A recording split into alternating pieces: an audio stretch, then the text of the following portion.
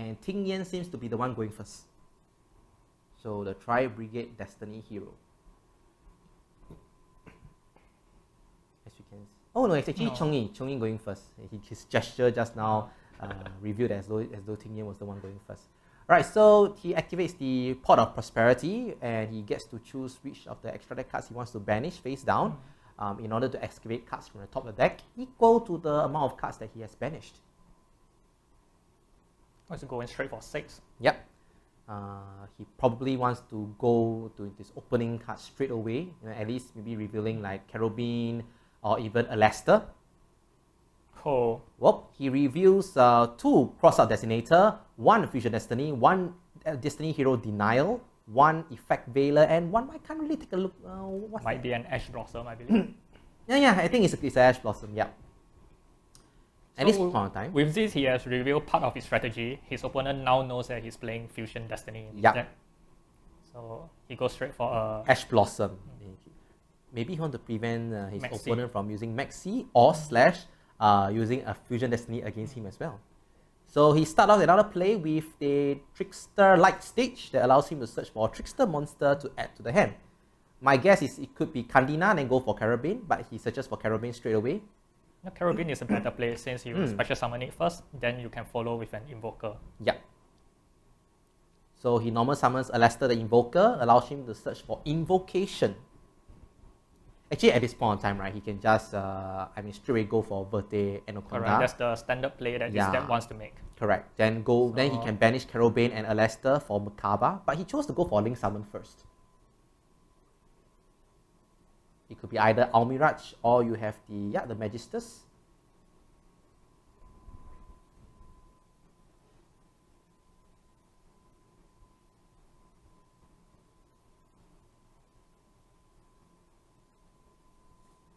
So we have the Magister's Moon Maiden, right, being go into the Verte Anaconda and activates Invocation, banishing Carobin and Alastair to go for Merkaba.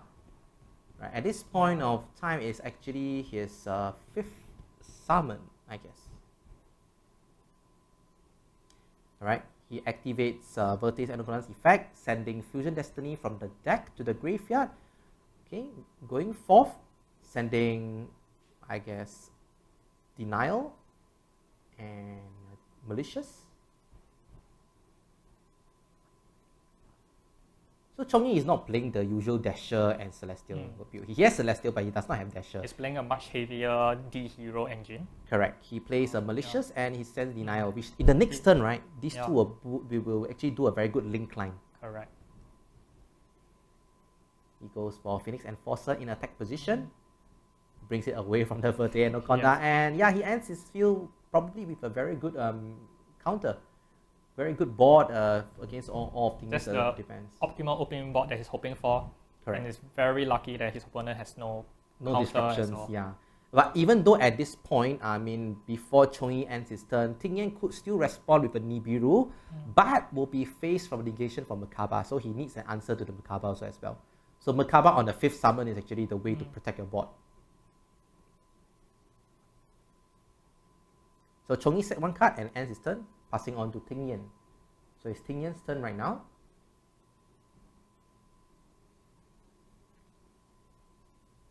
Ting Yan opens with a Happy Feather Duster. Yeah. And I'm curious to see what Chong-Yi actually sets from his hand. Previously, did he search for this spell trap? I don't think so, right? Okay, he actually called by the grave. He's got destroyed. Yeah.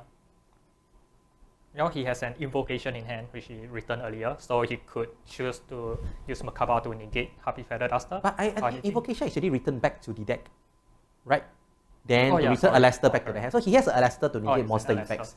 So there's one more card that we are not sure what is it. Oh, it's Ash Blossom. Oh yeah. Remember his Prophecy Ash Blossom. Yeah. So now he has a Ting Yan summons Rescue Rabbit, which I think maybe if he's aware about the Ash Blossom, he's probably trying to bait the Ash Blossom out. And Ting Yan knows that there is no spell from Chong-Yi, right, to counter his Call by the Grave. I think I did see a Call by the Grave in his hand. If this bait is successful, then it draws a Phoenix Enforcer effect. And Phoenix Enforcer is going to activate effect to return, but it's countered by Call by the Grave. Unfortunately for Cheng-Yi, he doesn't have any spell to discard to send to the grave for Merkaba's effect. But Ting Yan does not have any other plays that ends off his turn. So it's Cheng-Yi's turn, and Cheng-Yi could really just end off the game right now. He just go for the access code talker. He goes straight for a malicious effect. Yeah, malicious, go for another malicious. He can link climb. Denial will spell summon itself back, returning the banished malicious back to the deck. Go for link 2, and malicious will use the effect again. This is, I mean, the appearance of denial is very good. It gives you a lot of options. So he hits straight for link 4 play, which is access code talker. He targets Verde Anaconda, which increases access code talker's attack by 2,000 points. But at this point in time, it's 4,003, 2,005, it's about 7,800, but there is a Lester in Cheng-Yi's hand. Well, he could just special summon malicious as well. As well, yes, that will contribute to another 800 points of damage. He normal summons the Lester instead. So Ting Yan is thinking what to do. Maybe, does he have a Gamma in hand? Does he play Gamma?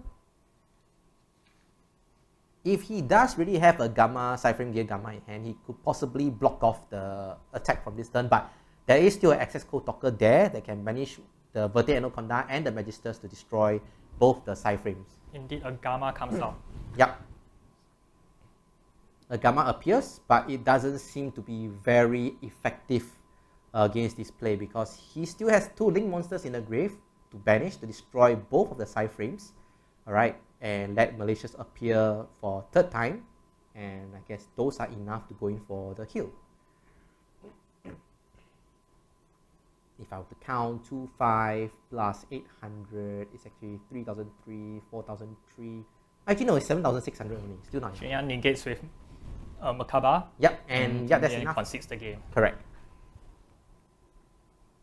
So game 1 goes to Cheng-Yi because he has such a great opening hand, I feel. So looking at that, what do you think the players will be siding against each other now, since that they both know each other's decks? Unlike the previous game where one didn't know that the others were playing a mirror deck. Not really. Did Cheng-Yi actually seen much of Ting Yan's deck? Oh, actually, no. Yeah. He hasn't seen any of the Tri-Brigades. Ting Yan hasn't played any card. So maybe Cheng-Yi is going to siding in blind again. Yes, correct. And we can see from, actually it's a good view from the camera here. You can actually see what other things he's taking out. He's taking out those more control cards, I guess, such as there can be only one, I guess. Or is it the evenly matched, I guess, and dimensional barrier?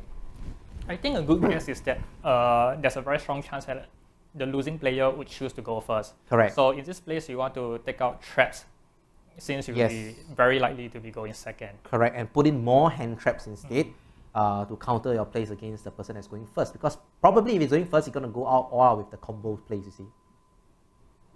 So for Ting Yan himself, he might want to put in more of the trap cards itself, since he's going first, and to increase his consistency.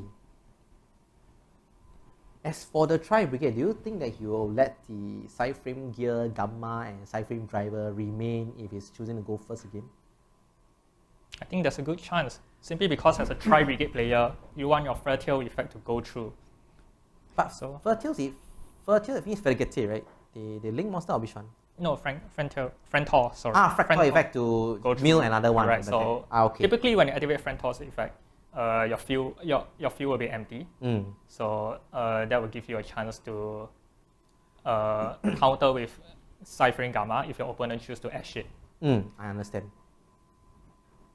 And also, I have one question to ask you, Jason. With regards to the decks these days, right? I begin to realize that more of the decks, maybe more of the combo decks, I would say, they are playing more of the 3 tactical talents, right? So in terms of that, if let's say you have a Maxi in your hand, would you prefer to use the Maxi during your opponent's standby phase instead of like throwing the Maxi when he makes a move during the main phase? Like any of the moves that requires special summon, then you chain a Maxi, or Maxi during a standby to avoid this kind of, I mean, if you know what your opponent is playing already. I think main phase is still a better safer bet, simply because Gamma is a bigger threat than the 3 tactical talents. Alright. Okay. I mean, if you leave him like, you know, if it's a sword soul, then you probably will have enough, like, can go to a level 8 synchro straight away as well.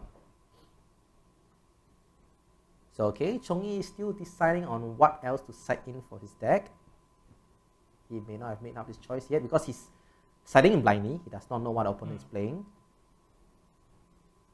But I can see he's taking out quite a lot of the infinite impermanence and whatnot that could prove fatal, because I know that the Tri-Brigades are pretty scared of effect veilers and infinite impermanences because they require, you know, banishing their stuff as cost. So if you stop them there, they don't have enough fodder to go for a second Tri-Brigade effect to call upon another monster, right? But I think he doesn't know what his opponent is playing, so yeah, the blind choice is not to keep effect veiler. Okay. Right. But if you don't keep effect veiler, will you still keep impermanence? I would. No, I would. Because if I would think that if my opponent is, you know, even though I know he's playing blindly, right? I don't know what he's playing.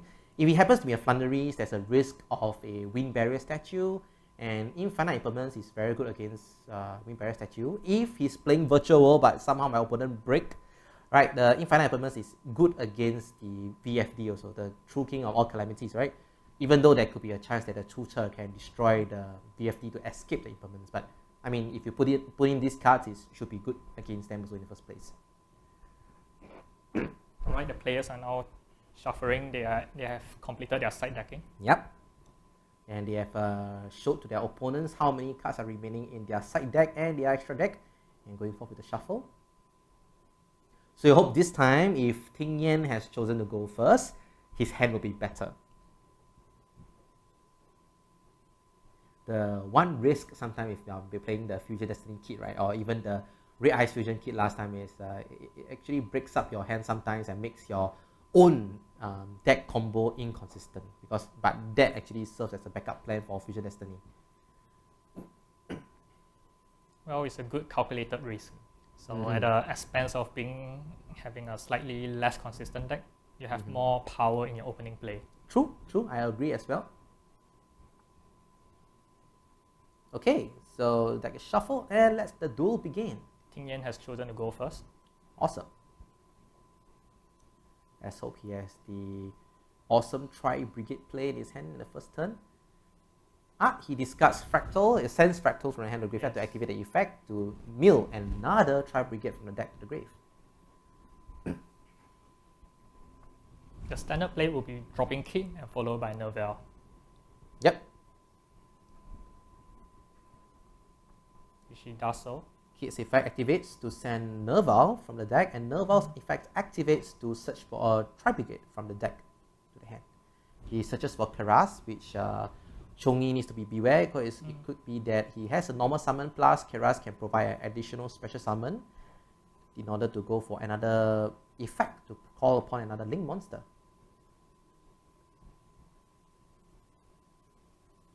Look at just the amount of advantage generated in the grave, because Tri-Brigade actually uses their grave as their resource also as well.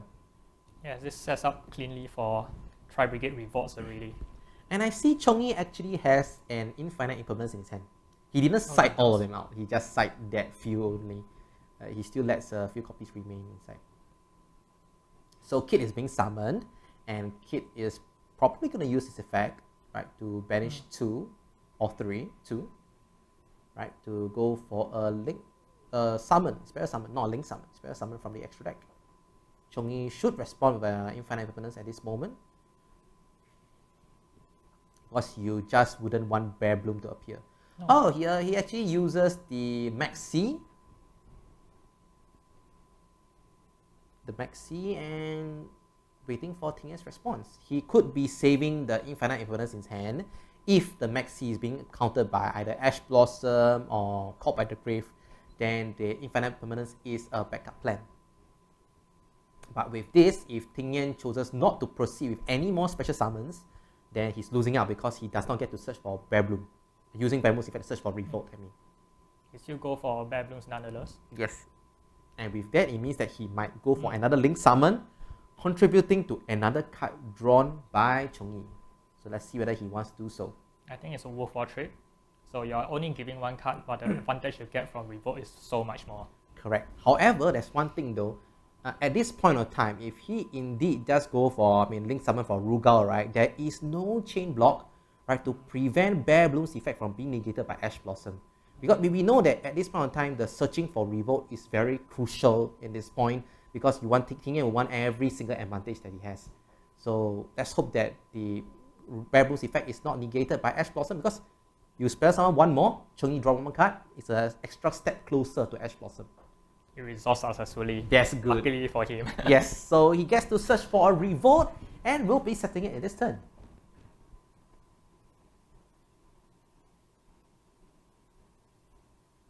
So we can still see that Chongyi has drawn quite a bit of cards with the result of Max C. I think just extra 2 more cards, plus 2. The initial spell summon by Bear Bloom, plus 1, plus 1. He sets on 2 cards and ends his turn, and it passes the turn over to Chongyi. Chongyi drew upon the Duelist bird. He might be expecting that his opponent was actually playing Drytron, right? That seems to be the case. Yeah, I don't think the Duelist bird is very useful against the Tri-Brigade itself. I mean, you could stop the Nerval's first search, then you prevent the future searches by Bear Bloom, but it can work, but not that impactful to a Tri-Brigade deck, I feel.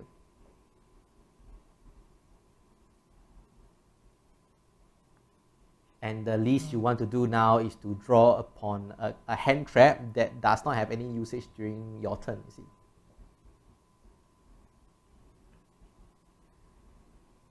So Chongyi activates the Pot of Prosperity and is aiming to banish, I guess, 3?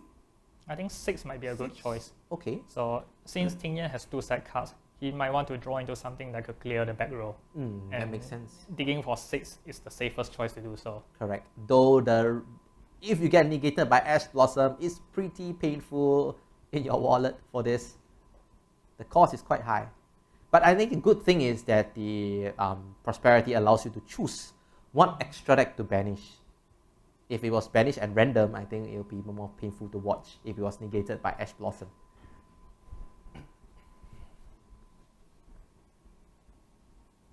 Okay, so he banishes 6 and Ting Yan responds with Max C, which is a pretty smart move because he does not want Chongyi to actually draw upon or excavate upon Ash Blossom and negating the Max C later on in the game, or even Call by the Grave as well. But since he activated in during the main phase, then Chongyi has a chance because he also excavate upon triple tactical talents. There might be a use, it could be an extra draw, but you won't use the extra draw this turn because of Prosperity. Will you choose to look at your opponent's hand? Or will you choose to take control of his monster? Would that actually contribute any advantage? Oh, surprisingly, he actually went for it. Okay. That's I mean, I'm surprised. Maybe he just want to take control of the Rugal. If he managed to force the activation of the Revolt at the back and Ting Yan goes to Shurike, he can take control of the Shurike or the Rugal first, okay, and then prevent it from using its effect to let Shurike banish a card later on. But the thing is now is, does he have what it takes to force Ting Yan to activate the 2 cards at the back row?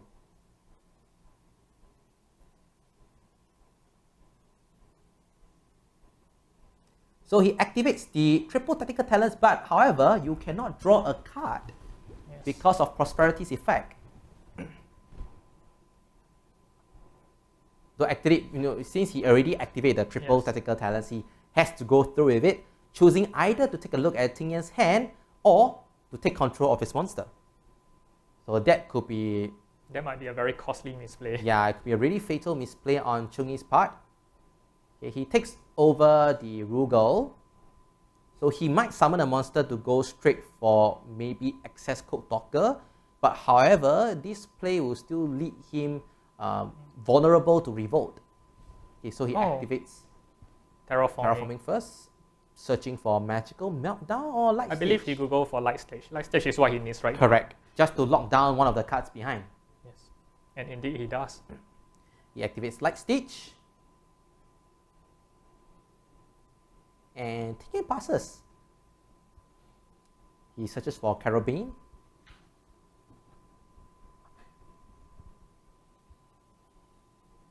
And light stage effect is going to target one of Ting Yan's face down spell track cards and lock it for that turn. This will be a very critical 50-50. If Correct. he hits Revolt, it's going to be a... Yes, he could win the game if he hits Revolt, yeah.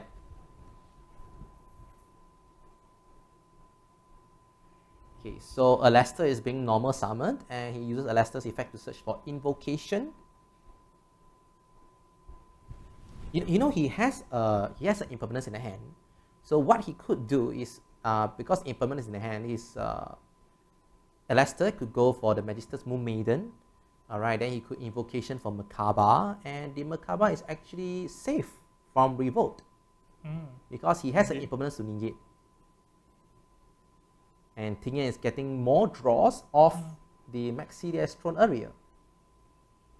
At this point in time, it's very crucial that, you know, before he activates Invocation, maybe the Revolt needs to come into play. Or the Revolt is being locked up. Still no response from Ting Yan yet. Correct. So he sends to the grave from his hand the Kandina, and he banishes Alastair. He uses Invocation effect to return Alastair from the banished pile back to his hand and return the Invocation to the deck. So Rugal and Moon Maiden will go into Access Code Talker, which targeting Rugal will gain is 3000 attack for itself, and he'll banish a field link monster to destroy stuff. He'll destroy probably the card that is unlocked first, then destroy the one that's locked. So he activates Revolt, but fortunately Chong-Yi has an infinite impermanence as a fodder for Merkaba to negate Revolt. Revolt is banished. Negated and banished, yep. And with this amount of damage, it's 5003 and 2005, and there's a Alastair in hand. Yeah, this will be game if Ting Yan has no other play. Correct. But if Ting Yan has a Gamma in hand, it could save him. Because Merkaba has already used its effect to negate the Revolt. Would that be enough? Access Code Talker is 5300. So the Merkaba is 2005. If it pluses with the Alastair is 5800. You know, 8800 points, right?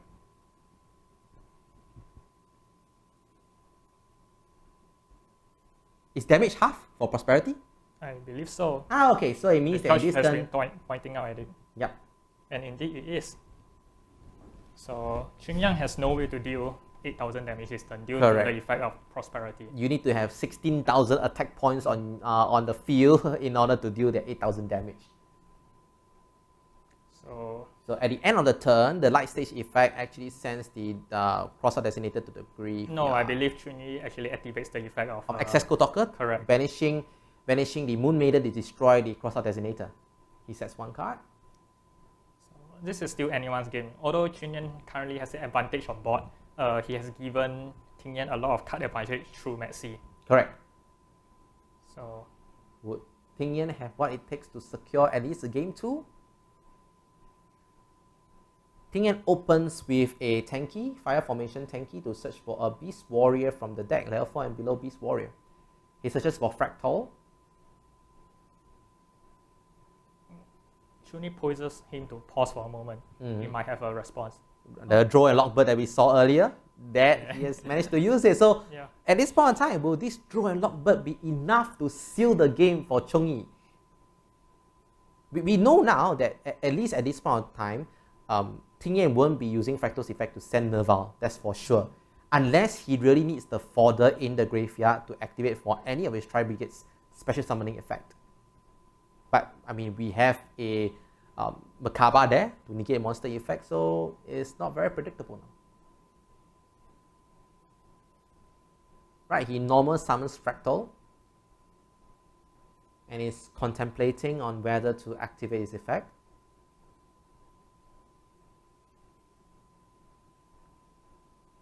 So he banishes 2, and Merkaba's effect actually sends, I think, Carobane to the graveyard to negate all Fractal.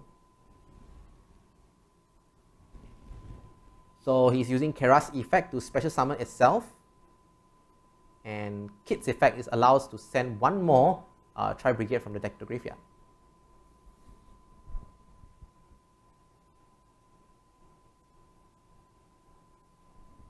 It sends Nerval. So it sends Nerval. Nerval is unable to search because of the draw and lock bird that was being played earlier. Yes. Yeah. A slight misplay by Ting Yan.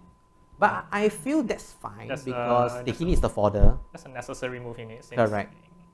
He needs more fodder in the graveyard. Correct. And whether he actually searches or not wouldn't make too much of a difference because this turn could be the deciding turn for him. He needs a play this turn to turn the tide. And Chong Yi has one face down card, which we have no idea what is it at the moment. So he has Kit. He has Kit and Nerval in the grave.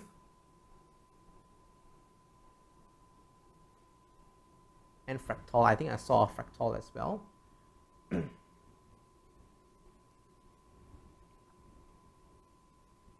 I think maybe they should have checked on the banished power whether the Fractal was there because he had a Fractal that was summoned earlier, right? Normal summoned earlier. It was supposed to be banished by Merkaba. It is indeed banished by Merkaba. I believe the banished power has also a Fractal there.